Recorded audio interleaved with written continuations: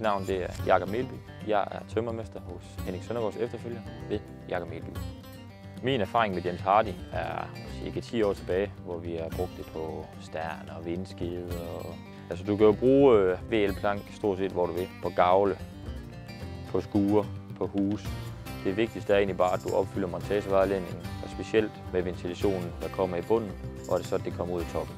Det har vi ligesom gjort her, hvor vi lader det komme ind i bunden, og det så kommer ud i toppen op ved vindprofilen, deroppe ved vindskeden. Så opfylder du kriterierne, og så er alt, som det skal være. Fordelene ved James Hardy-plank er jo, at det er vedligeholdelsesfri. Når det første så er der en minimal vedligeholdelse. Jeg vil sige, hvis du laver træ, så skal du male cirka hver andet-tredje år. James Hardys nye VL-plank med ferienot er super at bruge, da du kan bruge den ene mand.